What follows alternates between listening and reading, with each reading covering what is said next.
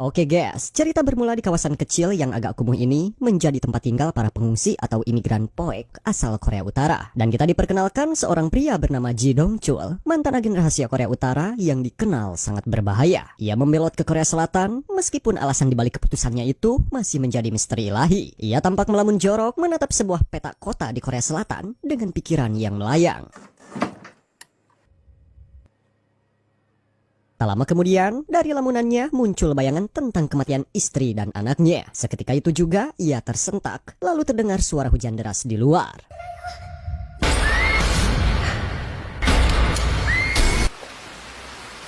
Dong Chul kemudian menutup barang-barang agar tidak kehujanan. Saat itu, muncul Choi Gyung Hee, seorang pembuat film dokumenter yang tertarik mengangkat kisah para pembelot. Choi mencoba berbicara dengan Dong Chul untuk menjadi subjek filmnya, tetapi Dong Chul yang berhati dingin lebih memilih mengabaikannya.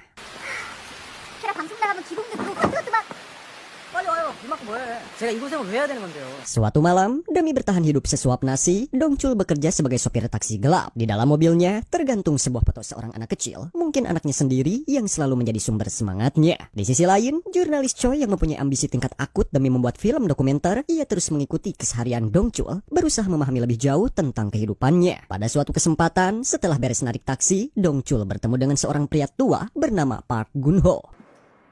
왔어요.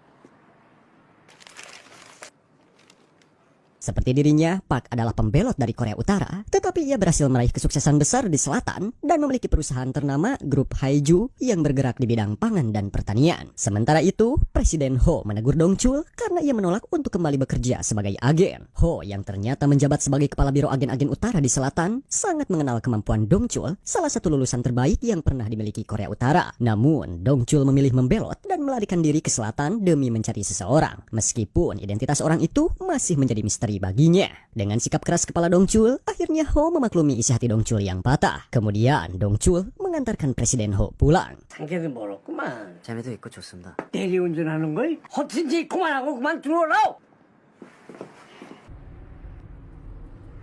Dalam perjalanannya, Ho menceritakan tentang bisnis gandum yang terus berkembang karena tanaman itu mampu tumbuh di daerah yang gersang. Tanpa terasa, mereka tiba di rumah Ho, sebuah kediaman dengan sistem keamanan yang sangat canggih, bahkan dilengkapi dengan sejumlah kamera CCTV di beberapa sudut. Sebelum Dong Chul pulang, Presiden Ho menjelaskan bahwa ia menyukai Dong Chul karena mereka berasal dari kampung yang sama, dan ia menganggap Dong Chul seperti anaknya sendiri. Kemudian, Presiden Ho yang diberi mandat oleh anak buahnya memberikan alamat orang yang mungkin dulu membunuh istri dan anak Dong Chul yang melarikan diri ke selatan. Meski begitu, Presdir juga meminta Dong Chul untuk melupakan dan memaafkan atas kejadian brutal yang menimpa anak dan istrinya. Ho bahkan memberikan sebuah pesangon untuk biaya hidup di selatan. Namun, Dong Chul menolak hadiah itu dan mengembalikannya dengan memasukkannya ke dalam kotak surat di depan rumah Presdir Ho. Namun, saat hendak berangkat pulang, ia merasa ada yang janggal karena sistem keamanan rumah Presdir Ho, CCTV-nya tampak mati. Dengan naluri agen yang sudah melekat pada dirinya, ia berniat untuk mengecek rumah Presdir Ho. Sementara itu, di sisi lain, Presdir Ho sebenarnya sudah lama menjadi target pengawasan pemerintah Korea Selatan. Kepala Badan Intelijen Nasional Kim bersama panayagannya yang dilengkapi fasilitas canggih terus menyadap CCTV gerak-gerik yang terjadi di kediaman Ho. Ternyata dugaan Dong Chul benar. Di dalam kamar Presdir Ho yang sedang tertidur, seorang penyusup berhasil masuk, anggota dari Intelijen Nasional NIS yang berkhianat. Ia menyerang Presdir Ho, merampas kacamata milik sang Presdir, lalu menyuntikkan senjata mematikan. Tak lama kemudian, Dong Chul datang dan segera menghajarnya sampai kojor.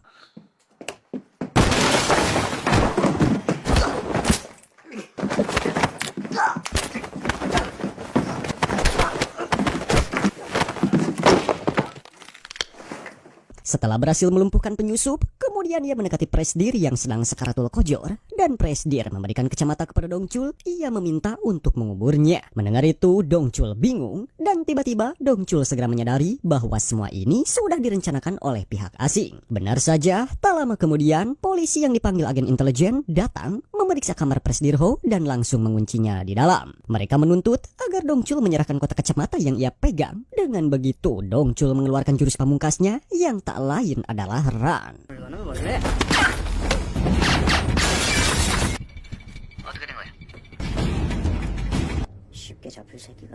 Sedangkan di sisi lain, markas komando ternyata berada tak jauh dari kediaman Presdir Ho. Dalam waktu singkat, Kim sudah berada di kamar itu. Setelah menyingkirkan dua ART yang mencoba menghalanginya, ia menembak jasad Presdir Ho, membuat seolah-olah sang direktur Kojor ditembak dalam serangan mendadak. Adegan bergeser ke Angkatan Udara Korea Selatan di bawah komando Kolonel Min Se-hun dan Kapten Jo. Para prajurit bersiap untuk terjun payung. Di balik latihan rutin itu, sedang menanti bencana yang akan mengguncang segalanya. Sebuah ujian yang akan memaksa Se-hun menunjukkan dirinya bukan sekedar pemimpin, melainkan kolonel paling tangguh dalam menghadapi bahaya. Benar saja, di saat prajurit melancarkan aksi terjun payung, tiba-tiba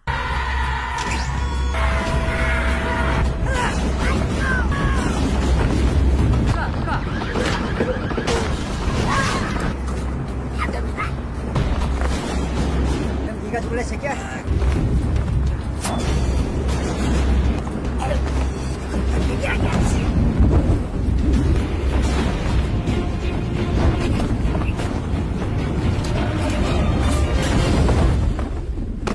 일라 이 새끼야. 에잉. setelah berhasil melewati musibah itu, Se-hun akhirnya mampu menyelamatkan prajuritnya yang pingsan di ketinggian, lalu mendarat dengan selamat. Namun, belum lama menginjakan kaki di tanah, datang perintah baru yang jauh lebih berat. Se-hun ditugaskan untuk memburu Ji Dong-chul yang kini menjadi tersangka utama dalam kasus pembunuhan Presdir Ho. Mendengar nama Dong-chul, Se-hun sontak memikirkannya. Nama itu terdengar begitu familiar, seakan membangkitkan sesuatu yang telah lama terkubur dalam ingatannya. Di tempat lain, polisi tengah melakukan penyelidikan yang dipimpin oleh anak buah Presdir Ho yang bernama Song. Mereka menemukan bukti kuat sidik jari Ji Dong-chul yang tertinggal di tempat kejadian, seolah menegaskan bahwa ia adalah pelaku pembunuhan. Namun, bawahan Presdir Ho, yaitu Song, yang memimpin penyelidikan itu merasa ada sesuatu yang janggal dan tidak sepenuhnya mempercayai kesimpulan tersebut. Pada saat bersamaan juga, Direktur Kim, pejabat yang memiliki hubungan erat dengan intelijen, hadir dalam proses investigasi. Diam-diam, Song menghubungi Dong-chul melalui telepon. Ia diperingatkan bahwa Presdir Ho telah dibunuh, lalu menyerahkan kacamata milik sang Presdir Ho agar Dong-chul menyimpannya dengan aman. Namun, Direktur Kim ternyata mengetahui percakapan itu. Menyadari ancaman yang mengintai, Dong-chul segera mematikan ponselnya dan mencabut kartu SIM agar keberadaannya tak dapat dilacak.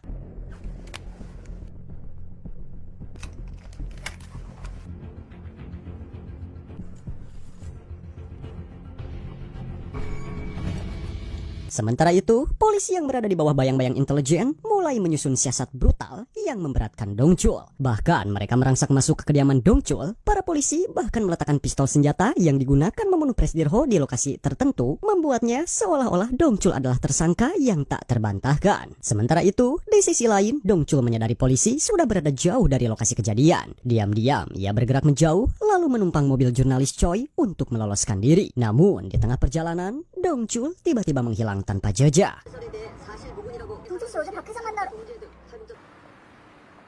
Pada saat yang sama, di sebuah kantor tengah berlangsung rapat besar antara para bawahan Presdir Ho dan Direktur Kim, pimpinan tertinggi Badan Intelijen yang menangani isu Korea Utara. Dengan sikap tenangnya yang penuh wibawa, Kim terus menggiring opini bahwa pelaku pembunuhan Presdir Ho tak lain adalah Ji Dong-chul. Sementara itu, tim penyelidikan resmi dilimpahkan sepenuhnya kepada Kolonel Se-hun bersama Kapten Jo yang ternyata sudah lebih dulu bergabung dengan lembaga tersebut. Tidak butuh waktu lama bagi Kapten Jo, sang ahli penyadap data, untuk memaparkan temuannya kepada Kolonel Se-hun. Ia menjelaskan bahwa Ji Dong-chul adalah mantan agen Korea Utara yang membelot ke selatan. Sebelumnya, Dong-chul pernah menjalani pelatihan rahasia di sebuah fasilitas militer bernama Yonggang yang terletak di barat Pyongyang. Di sana, hanya segelintir instruktur yang melatih para kandidat dan setiap peserta harus lebih dulu menjadi pasukan elit sebelum masuk. Pelatihannya dijuluki neraka karena begitu berbahaya. Prajurit yang ditempatkan di sana hanya punya dua pilihan, celaka atau mati. Tingkat kelulusannya tidak sampai 3% dan mereka yang lolos dikirim ke luar negeri sebagai bagian dari pasukan rahasia Yonggen, bayangan militer yang bekerja tanpa meninggalkan jejak.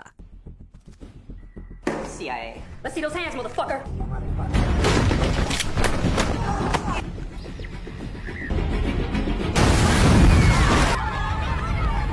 그래서 사건이 하나 일어났다.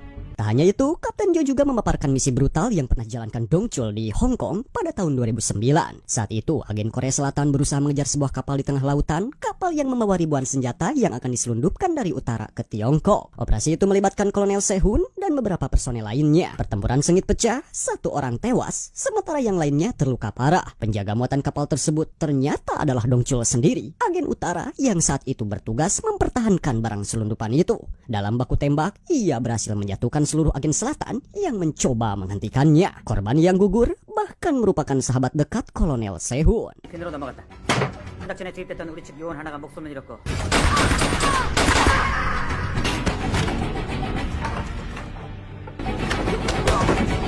이야기한 내용들도 밝혀졌다. Usai mendengarkan kisah itu, Kapten Joe menegaskan kita akan memburu legenda ini. Mereka pun mulai menyusun strategi, melacak semua orang yang pernah terhubung dengan Dongchul, meneliti catatan pergerakannya, serta membekukan rekening-rekening atas namanya agar ia tidak punya celah untuk bersembunyi. Dari situ, Kolonel Sehun bersama Kapten Joe segera menelusuri jejak digital Dongchul. Mereka juga melakukan penggeledahan di kediamannya. Di sana tim menemukan sebuah senjata yang diduga digunakan dalam pembunuhan Presdir Ho. Namun, ada tamu lain yang tak kalah mencurigakan di antara tumpukan catatan. Mereka menemukan satu nama beserta nomor telepon yang berulang kali ditulis oleh Dongchul, pertanda jelas bahwa pemilik nomor itu tengah menjadi target penting dalam pencariannya. Ternyata nama di balik nomor telepon itu mengarah pada Lee Guangju, salah satu anak buah Kim yang dulunya adalah sahabat dekat Dongchul saat mereka sama-sama berada di komando pasukan khusus. Menyadari celah itu, Sehun dan tim memutuskan untuk mengambil langkah cepat menjadikan Lee sebagai umpan agar bisa menjerat Dongchul. Ya, kemungkinan besar alasan Dongchul membelot untuk menangkap Lee karena sudah membunuh anak dan istrinya. Pada saat yang sama, seorang petugas melaporkan bahwa Dongchul terlihat sekitar 1 jam lalu bersama seorang jurnalis bernama Choi. Kapten Joe menjelaskan kepada Kolonel Sehun bahwa Choi tengah merangkap film dokumenter tentang para pembelot dari Korea Utara dan mereka perlu menyelidiki apa yang sebenarnya terjadi pada Dongchul. Choi kemudian dipanggil untuk diinterogasi. Dalam pemeriksaan, terungkap bahwa perusahaan produksinya palsu dan tujuan pembuatan film dokumenter itu tidak jelas. Saat ditanya mengapa ia begitu tertarik menyelidiki Dongchul, Choi sempat mencoba melawan dengan berbagai alasan. Namun begitu dijelaskan bahwa Dongchul kini menjadi tersangka utama dalam kasus pembunuhan Presdir Ho, Choi hanya teringat terkejut mendengar kebenaran itu. 뭐라? 상황 파악이 잘 안 되신 모양인데 지동철이 사람을 죽였다고요? 이거 살인 사건이에요. 찾았나 본데요. 네? 누굴 찾아? Sementara itu, Direktur Kim mengeluarkan perintah dingin kepada anak buahnya merebut kacamata milik Presdir Ho yang kini berada di tangan Dongchul, lalu menyingkirkannya tanpa meninggalkan jejak. Dari laporan tim, ditemukan nama Lee Guangju di rumah Dongchul. Lee diketahui sebagai mantan agen utara yang berhasil membelot dan kini hidup sebagai warga selatan. Kim menyadari Lee adalah rekan haramnya sampai saat ini. Kim dengan liciknya memerintahkan anak buahnya mengirim penembak jitu ke rumah Lee. Dia tahu kemungkinan besar Dongchul akan datang ke sana dan itulah jebakan yang dia siapkan. 이광조 확실한 미끼가 생겼어. Kembali ke Dongchul, ia bermaksud menelpon salah satu kenalannya di jaringan agen utara. Namun, semua nomor yang ia coba hubungi sudah disadap. Tiba-tiba, suara dingin seseorang memotong sambungan suara yang langsung ia kenali. Tiba-tiba, bayangannya melayang ke Hong Kong tahun 2009. Saat itu, di sebuah sudut pelabuhan, Kolonel Sehun dan timnya nyaris terbunuh setelah kalah dalam misi penyergapan senjata selundupan. Leher Sehun kala itu sempat terluka parah, namun ia tidak terbunuh, hanya dilumpuhkan. Di tengah kekacauan itu, Dongchul sempat melihat foto keluarga Sehun di dalam dompetnya. Seorang istri dan anak yang sedang menunggu di rumah. Pemandangan itu membuat Dongchul ragu untuk menghabisi nyawa sang kolonel. Sejak kejadian itu, Dongchul memilih menghilang, meninggalkan masa lalunya yang penuh darah. Kolonel Sehun masih menyimpan dendam dan urusan lama terhadap Dongchul. Ia bersumpah akan mengejarnya kemanapun demi menuntaskan masalah mereka. Dongchul yang sedang terdesak mencoba membela diri. Ia menegaskan bahwa dirinya bukanlah pembunuh Presiden Ho, melainkan hanya dijadikan kambing hitam. Sehun tentu tak langsung percaya. Ia sengaja memperluas percakapan agar lokasi Dongchul bisa dilacak. Dalam telepon itu, Dongchul mengungkapkan keberadaan pembunuh bayangan dan kacamata milik Presiden Ho, meminta agar Sehun menyelidikinya lebih dulu. Ia berjanji akan menyerahkan diri setelah misteri itu terungkap. Dongchul bahkan memberikan alamat, meyakinkan sang kolonel bahwa di sana ia akan menemukan petunjuk penting dari jenazah yang sedang diautopsi. 박 회장을 죽인 건 내가 아닙니다. 그걸 믿으라고? 조용히 죽어주겠습니다. 아니야. 들이 박 회장을 죽이고 안경을 가져가려 했습니다. 주사기를 들고 있어. 안경? Pada saat yang sama, jurnalis Choi ternyata telah menyusup ke ruang kontrol. Dengan penuh emosi, ia berteriak bahwa Dongchul tidak mungkin membunuh Presdir Ho. Ia datang ke sini untuk mencari pembunuh anak dan istrinya. Mendengar itu, Sehun ngelamun jorok. 그 사람 진짜 죽을 줄 몰라. 저하고 애 죽인 사람 찾는 거라고. 나 진짜 그 사람 죽인 사람 따로 있다고. 자기도 죽을 거라고. 저도 잘 Adegan pun beralih ke rumah Lee. Ia baru saja mendapat peringatan dari rekannya tentang rencana gelap yang sedang dijalankan Kim. Dengan hati-hati, Lee masuk ke dalam rumahnya, namun terkejut ketika mendapati pistolnya sudah berpindah ke tangan Dongchul yang ternyata lebih dulu menyusup ke sana. Saat itulah terungkap alasan Dongchul mengejar Lee sampai ke selatan. Ia ingin mengetahui kebenaran tentang kematian anak dan istrinya. 일강조 이름이 바뀌었구나. 아 새끼. 어떻게 찾았네? 말해보라. 죽기 전에 뭐이라 그랬나? 살려달라고. Lee dengan wajah pika sebelun perut, ia pura-pura berusaha menenangkan Dongchul dan mengatakan bahwa putrinya sebenarnya masih hidup. Ia tak tahu di luar sana seorang penembak jitu telah bersiap menunggu saat yang tepat untuk melepaskan peluru ke arah Dongchul. 더 할 말 없니? 와서 보라. 박 회장이 말한 선물이야. 내려갈까?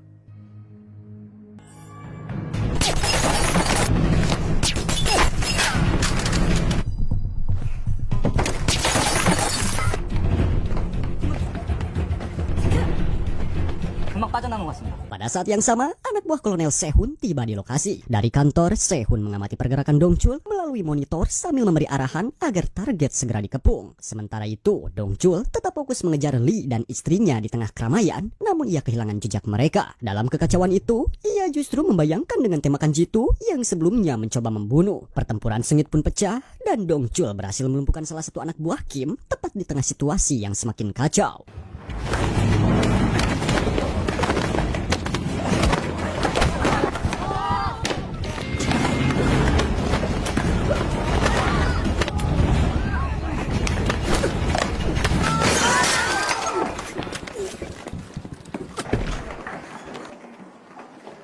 Tak lama kemudian, anak buah Sehun tiba di lokasi dan menemukan penembak jitu yang baru saja dilumpuhkan. Temuan itu membuat Sehun curiga. Ia bahkan tidak pernah mengirim penembak jitu itu ke lapangan. Kecurigaan itu semakin dalam. Operasi yang tengah ia pimpin jelas menyimpan kejanggalan. Di tengah ketegangan itu, Sehun datang membawa bukti baru, rekaman percakapannya dengan Dongchul, lengkap dengan pengakuan tentang penyuntikan yang kini sudah memiliki alat bukti jelas. Penuh amarah, Sehun segera menemui Direktur Kim untuk meminta penjelasan. 우리 쪽 집결용 같습니다. 뭐?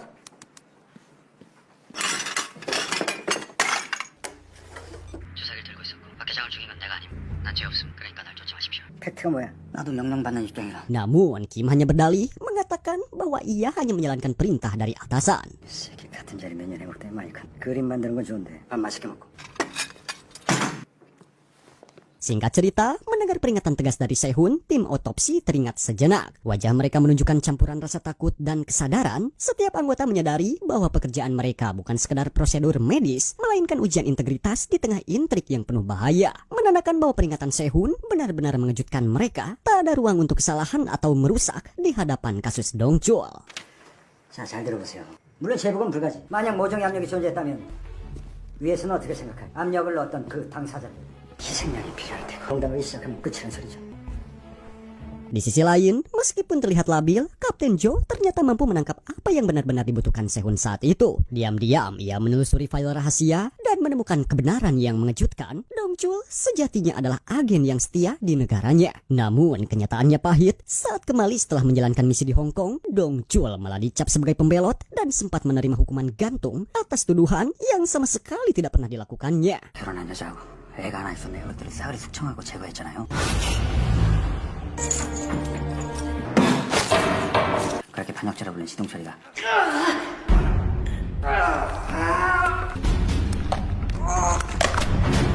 Seorang petugas menatap koran yang baru diterimanya. Berita itu menyoroti sekelompok pembelot yang dihukum dan dibunuh di Tiongkok, termasuk foto istri dan anak Dongchul. Lee tercatat sebagai salah satu algojo yang diperintahkan untuk mengeksekusi mereka. Meski sebenarnya Lee bukan yang melakukannya. Hingga saat ini Dongchul masih percaya bahwa dialah pelakunya, menambah beban, dendam, dan rasa bersalah yang selama ini menghantui pikiran. 명령이 떨어진 거죠. 지동철이 처하고 딸이 있었던 거고.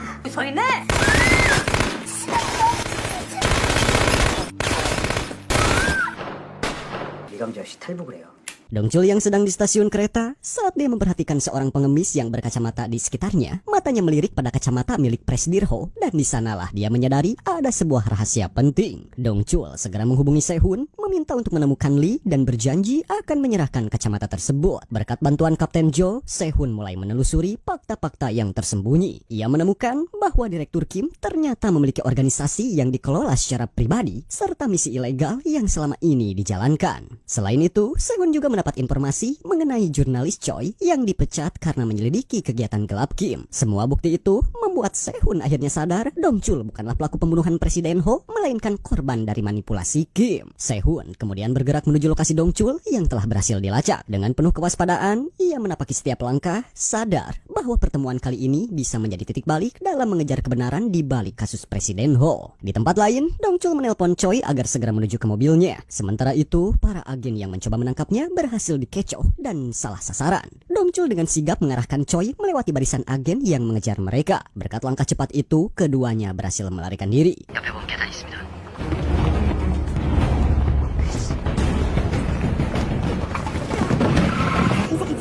Namun, tidak lama kemudian, Sehun tiba di lokasi menambah ketegangan situasi.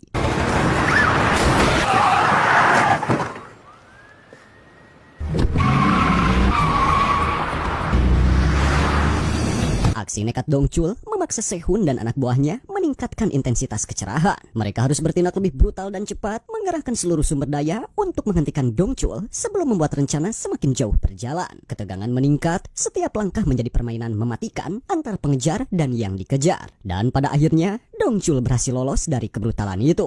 이쪽으로 나가면 어디야? 50m 전방에서 우회전해서.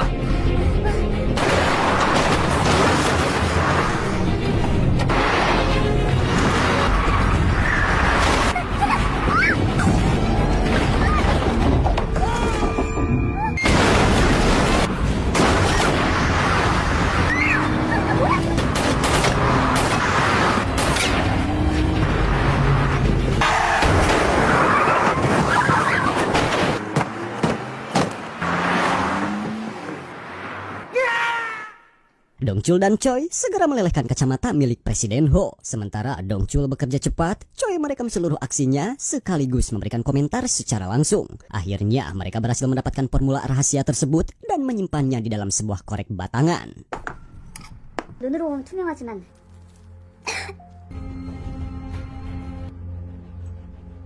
현재로선 파악이 불가능합니다. 이 방면에 아는 루트가 있으니까 한번 알아. 일단 이게 뭔지 밝혀야 돼요. Choi berencana menemui rekannya untuk memeriksa isi formula dan berencana mengeksposnya ke media, terutama jika Dongchul terbukti tidak bersalah. Namun saat hendak pergi, Dongchul tiba-tiba kesakitan akibat terkena peluru Sehun di punggungnya. Waktunya sangat terbatas dan Choi segera bertindak cepat untuk mengambil peluru tersebut dan menyelamatkan nyawa Dongchul.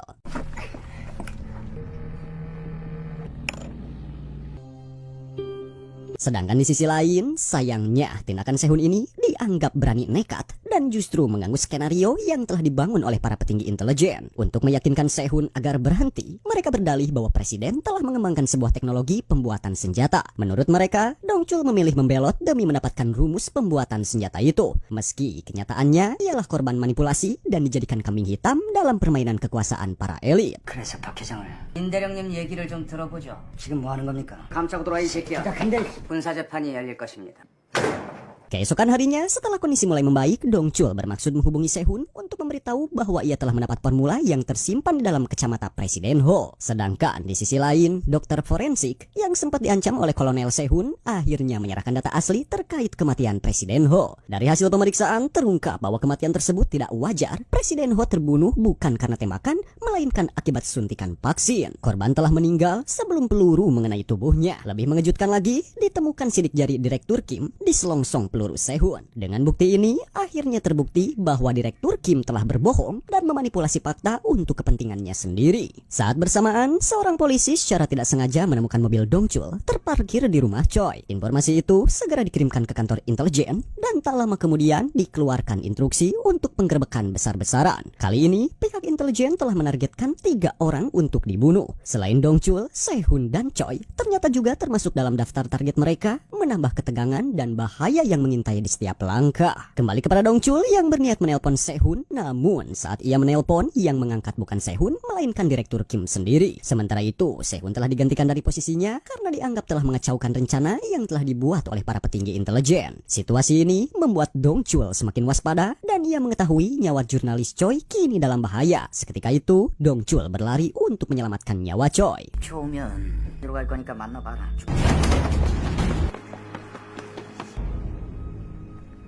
Benar saja, Lee telah sampai di rumah Choi dengan dibantu seorang eksekutor baru yang ternyata seorang dosen. Lee mulai menggeledah rumah Choi dan bahkan ayah Choi yang tak bersalah ikut menjadi korban.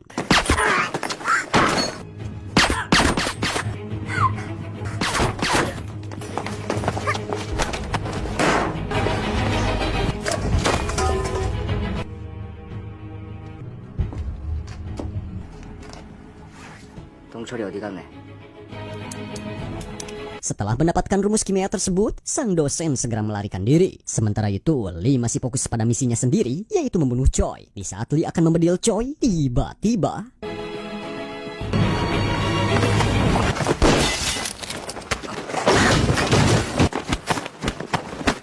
beruntung Dong Chul datang di saat yang tepat dan berhasil membuat Lee tak walakaya. Pada akhirnya, mereka berdua adu mekanik yang sangat seru. Dan pada akhirnya, Lee harus kojor di tangan Dong Chul.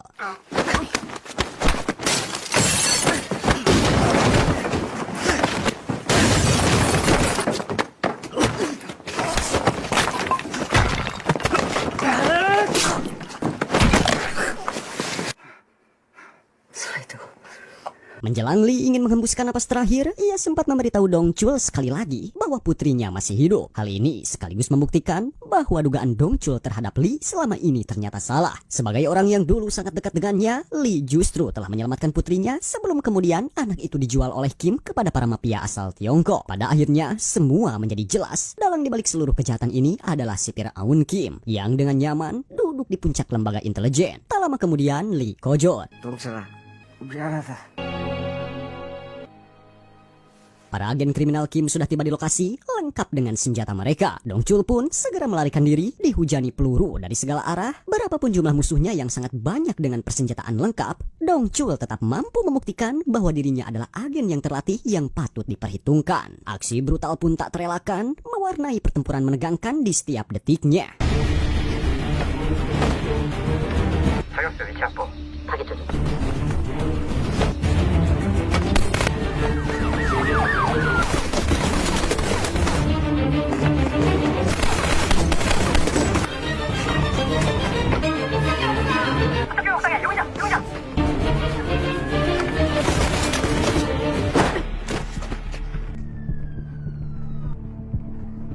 Namun pada akhirnya, Dong Chul sempat terpojok. Berkat pengalaman dan keterampilannya, ia berhasil melumpuhkan kedua agen tersebut dan akhirnya dapat melarikan diri. Meski kondisi di sekitarnya masih penuh bahaya.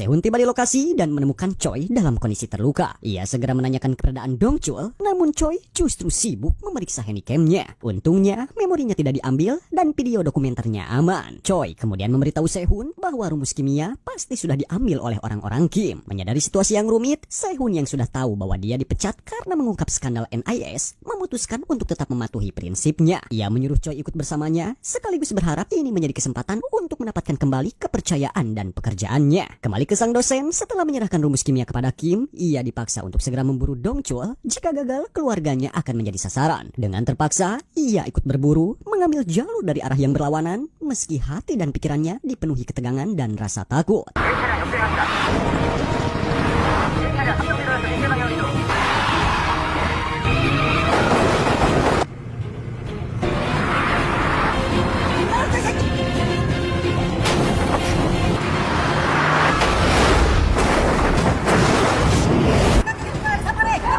Setelah gapleh bersama mobil dosen, mobil yang digunakan Dong Chul mengalami kerusakan parah dan tidak mungkin diperbaiki. Sementara itu, para agen dan polisi bintang 6 terus berdatangan dari segala arah mengelilinginya. Karena terpaksa, Dong Chul harus meninggalkan mobilnya dan berlari menepi ke tepi jembatan guna mencari jalan keluar di tengah tekanan yang semakin mendesak.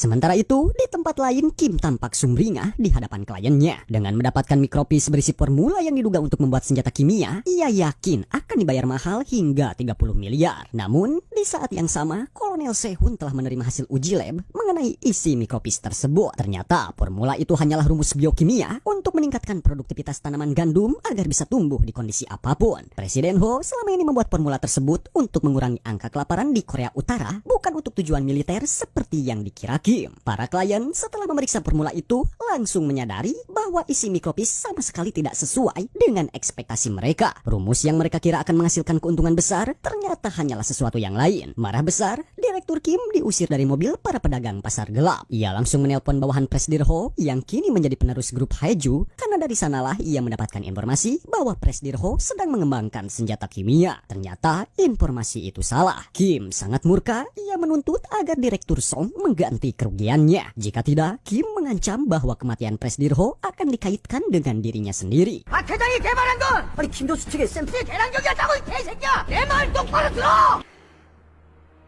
Gelo ya, kalian yang menonton selama ini gitu, mengikuti ketegangan hanya merebutkan benih doang guys. Edan. Oke lanjut, Kim datang ke konferensi pers untuk menjelaskan kematian Presiden Ho. Meski kesal setengah mati, ia harus berpura-pura tenang dan terus menyalahkan Dongchul di depan ratusan wartawan. Tapi tanpa disadari, Dongchul sudah memasuki kumpulan wartawan. Dengan cepat, ia menyandra Kim dan mulai menginterogasinya. Mengetahui Kim sedang disandra, spontan barisan polisi bersenjata lengkap bergerak maju untuk membebaskannya. Namun, Dongchul sama sekali tidak bergeming. Ia terus menyeret Kim ke dalam markas NIS, bahkan tak ragu untuk melukainya demi mendapatkan jawaban atas kematian istrinya dan keberadaan anaknya yang masih hidup.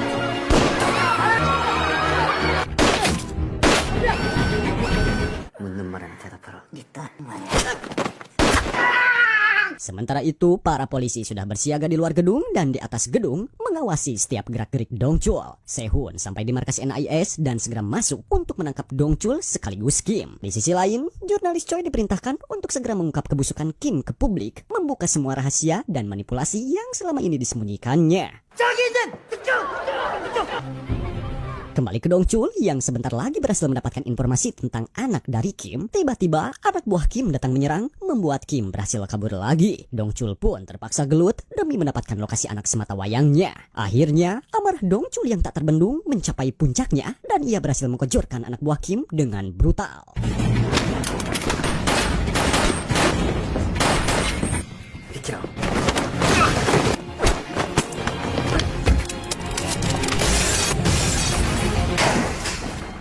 생각이 바뀌어서 왔냐?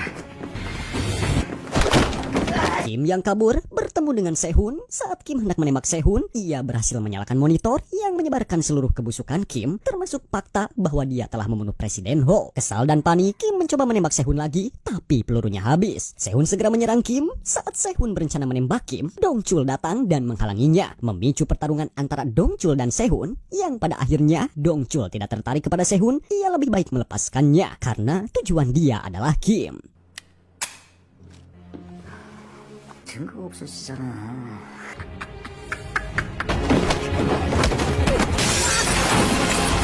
내 따라댔네. 뭘 꺾이기 전에 날 어디다 팔아니 이 개새끼야. Setelah Dongchul berhasil membuat Direktur Kim tak berkutik, ia akhirnya memaksa Kim untuk memberitahu keberadaan putrinya. Kim dengan enggan mengakui bahwa putri Dongchul telah dijual ke Cina. Mendengar pengakuan itu, amarah Dongchul memuncak hingga tak terbendung. Tiba-tiba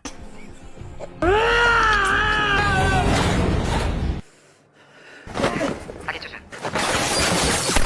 실각 표적거리 3m. 카운트 3. di sisi lain, Sehun yang menyaksikan momen ini langsung tersadar selama ini Dongchul hanya dijadikan kambing hitam untuk menutupi semua kebusukan Kim. Dengan kesadaran itu, Sehun dengan sukarela memberikan pistolnya kepada Dongchul yang langsung menggunakannya untuk menyingkirkan Kim saat itu juga.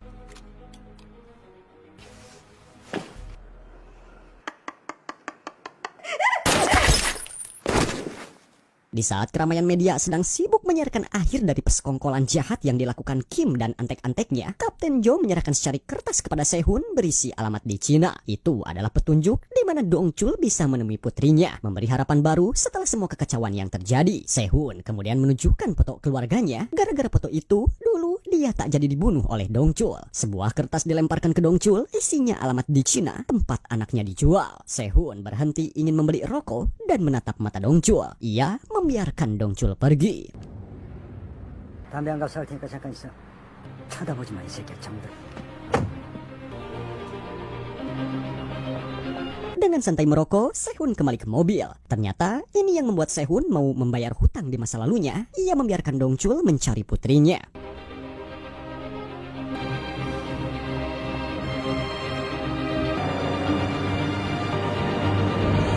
Setelah kejadian itu, Sehun diinterogasi Kapten Jo karena dianggap lalai membiarkan Dongchul kabur. Kedua orang ini memang lihai bersandiwara dan menariknya mereka lah yang sebenarnya membantu Dongchul lolos. 민주령님 담배 사러 갔다 왔더니 도망갔더라고. 뭐라고요? 한국말 못하는 이 새끼야. 도망갔다고! 도망! Di sisi lain, jurnalis Choi kembali meliput dan melaporkan bahwa Korea Utara menerima rumus formula dari Presiden Ho yang berhasil meningkatkan produksi pangan mereka. Beberapa minggu setelah itu, cerita pun beralih ke Cina, tepat sesuai alamat yang Sehun berikan. Dongchul tak kuasa menahan haru ketika melihat seorang gadis kecil dipaksa bekerja. Meskipun ini pertama kali Dongchul melihatnya, secara kedekatan jiwa, ia dapat meyakinkan diri bahwa gadis kecil ini adalah